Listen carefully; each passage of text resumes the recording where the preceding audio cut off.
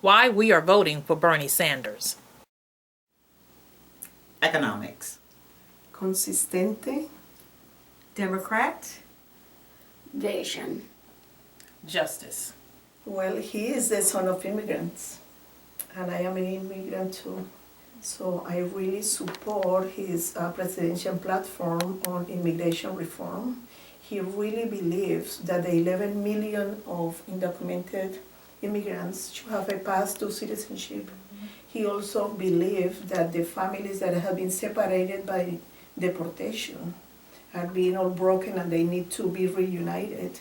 He also believes that the families have to be united. And one other thing that really makes me feel really is that he is upset about the hatred, the propaganda against all immigrants. Yeah, that's horrible. Yeah, absolutely. Absolutely. For me, as a historian, I'm reminded of Franklin Roosevelt. I think of Bernie Sanders as representing what attracts me to the Democratic Party. You know, how the New Deal coalition, I mean, Roosevelt really was engaged with his moment and responded to the rise of organized labor and responded to the early civil rights struggles that started to come together around the legal campaigns in the South. And that sort of engagement, it's kind of a renewal of that. Absolutely. And really restoring the Democratic Party to what it has been and has not been for a while. I really love Bernie because he gets it. He understands that there is a concentration of economic power and wealth in this country. Yes. And what that concentration has done is created haves and have-nots. Yep. And over the past 40 years, we've seen a steady decline in the well-being and economic standing of average citizens and working families.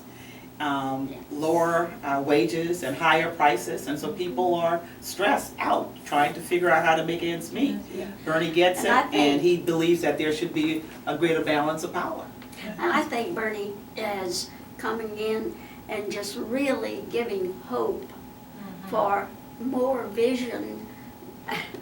We're looking at something great that we can do rather than the same old establishment routine that we have had all these years that is not working. It is not working. And it's saying we can't do any better than this. No, to say we can't do better. But Bernie shows the vision, and if you don't think up here, then you think down here, then you can't actually go here.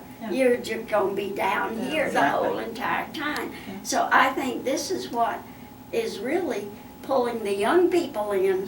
They say, oh my gosh, this might work. And it's pulling the It's- older folks in. Yeah. Look at us. We're all over 50, as she said, right?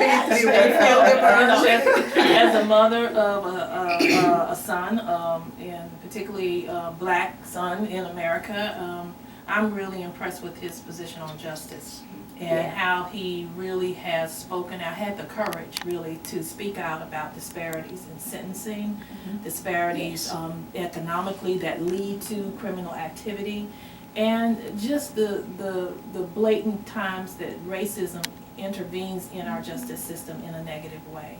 And I think he has been the only candidate that I have heard of to really speak of that in this election.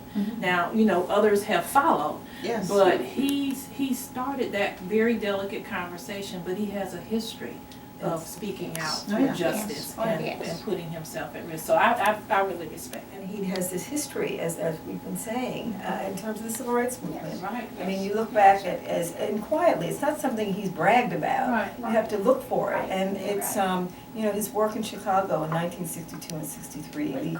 We think of the civil rights movement being southern, just, but in the cities around our country, struggles around housing that continue. You know, so he goes way back, and then of course March on Washington, and it's not, you know, civil rights, human rights, but understanding how race has shaped our country in so many ways, and tapping into, you know, we talked about hope.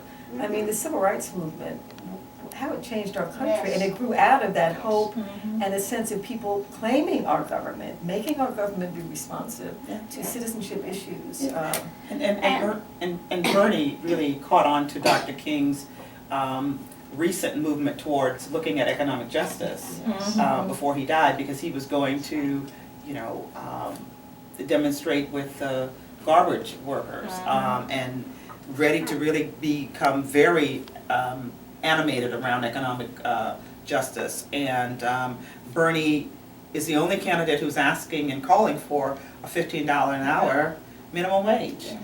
We recently did a study here in South Carolina that shows that it takes about that at least for a single family of 2 children. So $10 an hour, $12 an hour just will not cut it. And so Bernie is the only one who's saying, yeah, let's get people who work full time, self-sufficient wages, not just minimum wages, but self-sufficient wages. And one of those he has pointed out very carefully, being an old feminist, I'm Nothing old about you.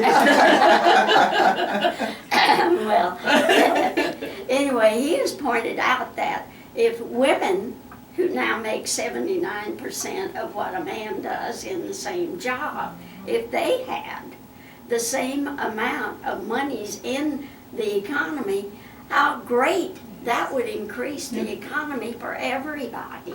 80 years ago, Franklin Roosevelt ran in 1936, and that's when he had the landslide Yes. of voters that transformed the Democratic Party and opened it up beyond a Southern Democrat to a national party that represented Yes. workers and African Americans, young people, Unions. tremendous youth involvement in that election. And what Roosevelt said in that campaign was, you cannot have political democracy without economic democracy. That's right. And again, Bernie Sanders is linking the two. Yes. How fundamental and important it is that we need to be able to work and earn a living and participate and see that politics is connected to our economic well-being of all of us. That's an excellent, Excellent. excellent point. Well, I think that Bernie is definitely electable. Look at what he's doing already. He's Absolutely. bringing in youth, he's bringing in women, Yeah. he's bringing independence. He's creating a combination of voters that will surely be successful for the party in November. Absolutely. Absolutely.